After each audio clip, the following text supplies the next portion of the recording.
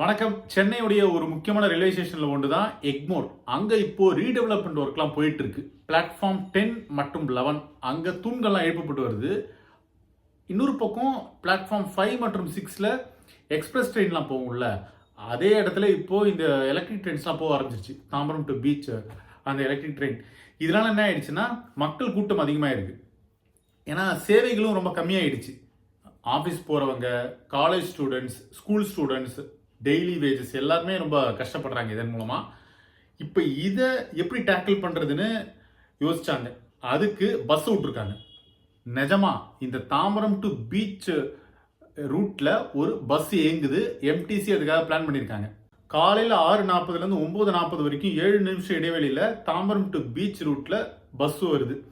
அதே போல் ரிட்டர்ன்லையுமே peak hours இருக்குல்ல, அங்கேயுமே பீச் டு தாம்பரம்ல 7 நிமிஷம் இடைவெளியில் பஸ் வருது. மொத்தமாக 20 ஸ்பெஷல் பஸ்ஸஸ் விட்டுருக்காங்க.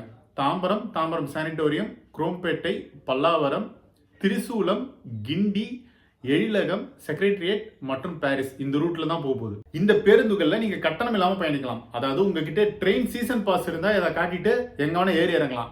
அப்படி இல்லைன்னா ட்ரெயின் டிக்கெட் இருந்தாலும் நீங்க பயணிக்கலாம். நீங்க கேட்கலாம் ஒரு கேள்வி, நான் எதுக்கு ரயில்வே ஸ்டேஷன் போயிட்டு டிக்கெட் கவுண்டர்ல காத்திருந்து அப்புறமா ட்ரெயின் டிக்கெட் வாங்குறதுக்கு பதிலா ட்ரெயின்லேயே ஏறிடலாமே, நான் எதுக்கு பஸ் ஸ்டாப் போறணும் அப்படின்னு. ரொம்ப சிம்பிள். நீங்க இந்த ரயில் ஒன் ஆப் வச்சிருப்பீங்கல்ல, அப்படி இல்லைன்னா யூடிஎஸ், சென்னை ஒன் ஆப், இந்த மாதிரி ஒரு ஆப்ல புக் பண்ணிடுங்க. அந்த டிக்கெட்டை நீங்க அந்த கண்டக்டர் கிட்ட காட்டிடுங்க இந்த பஸ்ல. அதான் சிம்பிள். நீங்க போயிட்டு ரயில்வே ஸ்டேஷன்ல போய் டிக்கெட் வாங்கணும்னு அவசியம் கிடையாது. ஸோ அவங்களுக்கு இது கொஞ்சம் யூஸ்ஃபுல்லா இருக்கும். சரி, இந்த பஸ்ஸஸோடைய டைமிங்ஸ் அண்ட் ரூட்ஸை பார்த்துடலாம். தாம்பரம் ரயில்வே ஸ்டேஷன்ல இருந்து காலையில 6:30, 6:37, 6:44, 6:58, 7:05, 7:12, 7:26, 7:33, 7:40, 7:54, 8:01, 8:15, 8:22, 8:29 மற்றும் 8:43. இது கிண்டி, அண்ணா சாலை, சேப்பாக், செக்ரட்டரியேட் வழியா போகும். இதுல இன்னொரு ரூட் இருக்கு.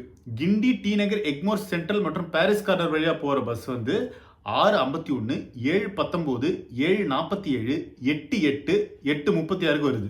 இப்ப beach station to Tambaram railway ஸ்டேஷனுக்கான டைமிங்க பாத்துடலாம். செக்ரட்டரியேட், சேப்பாக், அண்ணா சாலை, கிண்டி வழியா போற ரூட்ல 5, 5:07, 5:14, 5:28, 5:33, 5:42, 5:56, 6:03, 6:10, 6:24, 6:31,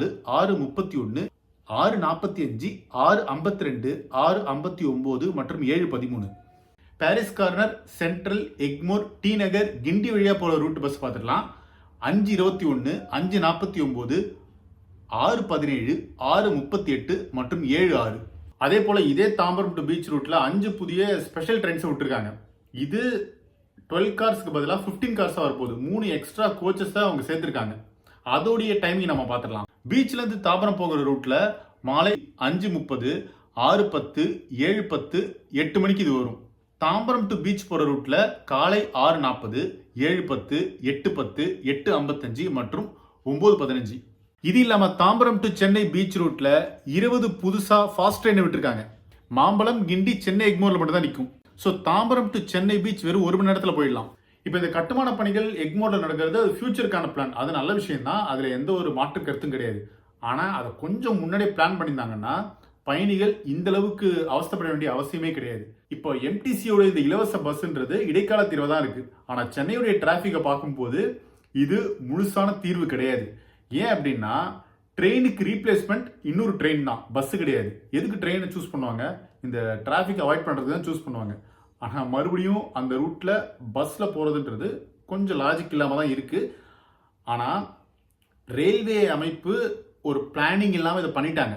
அதையும் மீறி எம்டிசி கொஞ்சம் கையில் எடுத்து இதை செயல்படுத்தியிருக்காங்க. அது பாராட்டப்பட வேண்டிய விஷயம் தான். இந்த ஏற்பாடுகள்லாம் எத்தனை நாளைக்கு நடைமுறையில் பயன் கொடுக்கும் அப்படின்றது நமக்கு தெரியாது. இதுக்கெல்லாம் ஒரே தீர்வு, எக்ஸ்ட்ராவான ட்ரெயின்ஸ் வரணும். இப்போ இந்த 15 கார் விட்டுருக்காங்கல்ல, அந்த மாதிரி எக்ஸ்ட்ராவா வந்தால் மட்டுமே கொஞ்சம் அந்த கட்டுப்படுத்த முடியும் கூட்டத்தை. இதெல்லாம் முக்கியமான தீர்வு.